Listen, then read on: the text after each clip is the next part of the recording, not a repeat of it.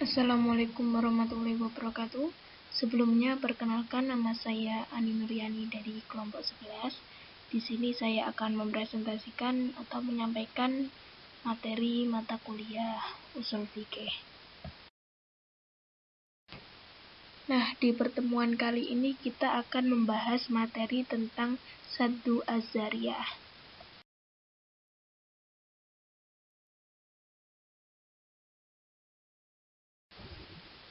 Lanjut ke pengertian Saddu Az-Zariyah. Jadi Saddu Az-Zariyah terdiri dari dua kata, yaitu yang pertama saddu, yang artinya menutup atau menghalangi, dan Az-Zariyah memiliki arti jalan, wasilah atau yang menjadi perantara mediator.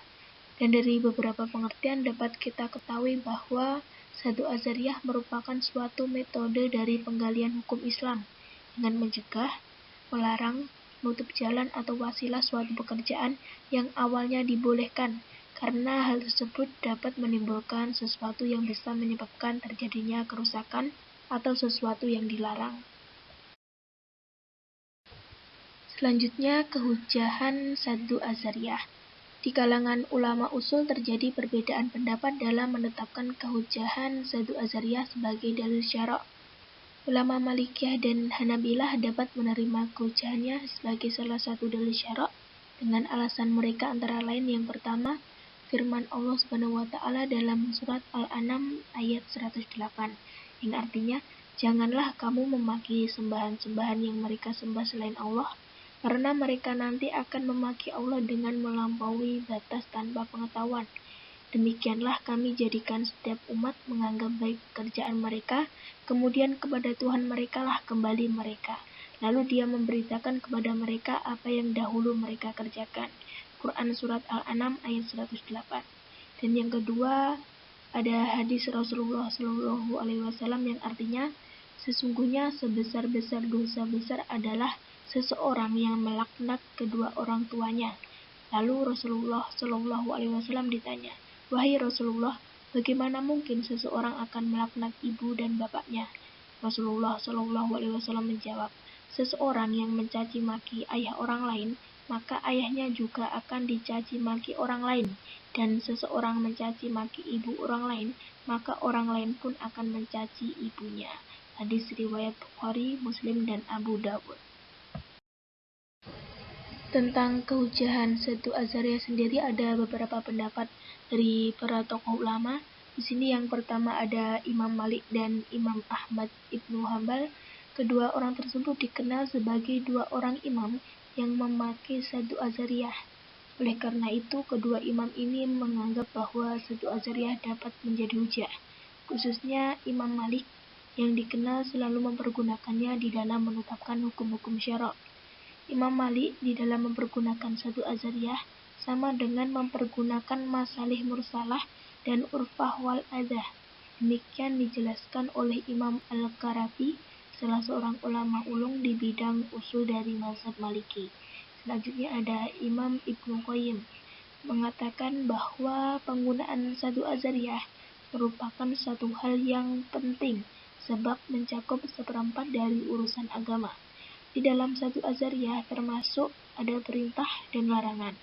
Selanjutnya ada ulama Hanafiyah, Syafi'iyah, dan Syiah menerima Saddu Az-Zariyah sebagai dalil dalam masalah-masalah tertentu dan menolaknya dalam kasus-kasus yang lain.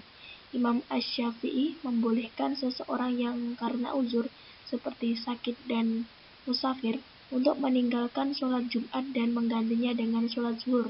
Akan tetapi menurutnya cara mengerjakannya dikerjakan secara tersembunyi atau diam-diam dalam mengerjakan sholat zuhur tersebut agar tidak dituduh sengaja meninggalkan sholat Jumat.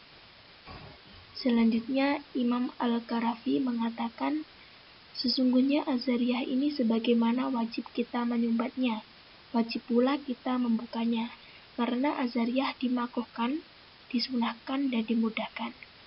Dan Az-Zariyah adalah wasilah sebagaimana Az-Zariyah yang haram diharamkan dan wasilah kepada yang wajib diwajibkan, seperti berjalan menunaikan sholat Jumat dan berjalan menunaikan ibadah haji. Nah, dari uraian tersebut dijelaskan bahwa Az-Zariyah ini merupakan dasar dalam fikih, dalam dasar fikih Islam yang dipegang oleh seluruh fuqaha, tetapi mereka hanya berbeda dalam pembatasannya. Selanjutnya, hakikat dan paradigma Saddu Azariyah. Untuk pengertian yang diangkat oleh Ibnu Qayyim ke dalam rumusan definisi tentang Azariyah, yaitu maksudnya apa-apa yang menjadi perantara dan jalan kepada sesuatu. Jadi menurutnya bahwa pembatasan pengertian Azariyah yang bertujuan kepada yang dianjurkan. Oleh sebab itu menurutnya pengertian Azariyah lebih baik dikemukakan yang bersifat umum, sehingga Azariyah mengandung dua pengertian, yaitu yang dilarang disebut Saddu Azariyah dan yang dituntut untuk dilaksanakan disebut Fat Azariyah. Untuk pandangan ulama tentang Saddu Azariyah, menurut Mustafa Shalabi mengelompokkan beberapa pendapat ulama tentang Saddu Azariyah ke dalam 3 kelompok, yaitu yang pertama ada Azariyah yang membawa pada kerusakan secara pasti atau berat dugaan akan menimbulkan kerusakan. Nah, dalam hal ini para ulama sepakat untuk melarang Azariyah tersebut, sehingga dalam kitab-kitab fikih mazhab tersebut ditegaskan tentang larangan menggali lubang di daerah yang sering dilalui orang. Selanjutnya, Azariyah yang kemungkinan mendatangkan kemudorotan atau larangan. Dalam hal ini para ulama juga sepakat untuk tidak melarangnya.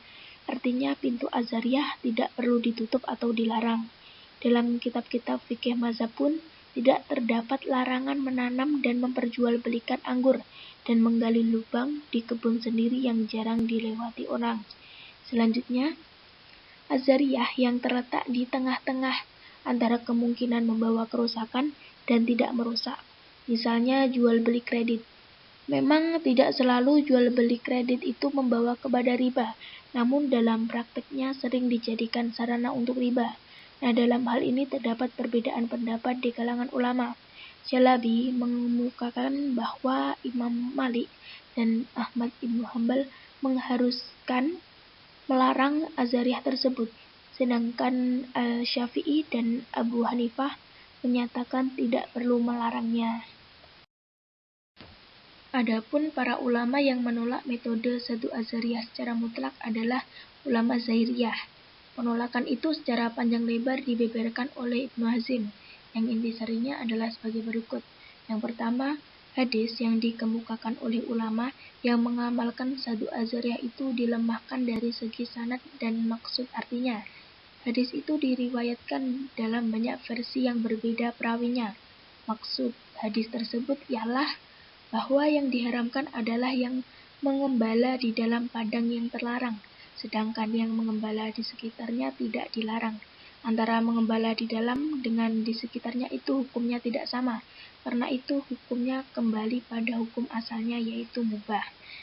Selanjutnya yang kedua, dasar pemikiran Saddu Azariyah itu adalah ijtihad dengan berpatokan kepada pertimbangan kemaslahatan, sedangkan ulama Zahiriyah menolak secara mutlak ijtihad dengan ra'yu atau dengan daya nalar seperti ini.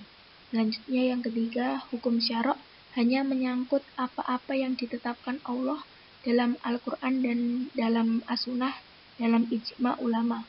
Adapun yang ditetapkan di luar ketiga sumber itu bukanlah hukum syara'. Dalam hubungannya dengan Saddu Azariyah dalam bentuk kehati-hatian, yang ditetapkan hukumnya dengan nas atau ijma' hanyalah hukum pokok atau maqasid, sedangkan hukum pada wasilah atau azariyah tidak pernah ditetapkan oleh nas atau ijma'. Oleh karena itu, cara seperti ini ditolak sesuai dengan firman Allah dalam surat An-Nahl ayat 116. Nah, dengan argumen tersebut, kalangan ulama Zahiriyah dengan tegas menolak Saddu Azariyah.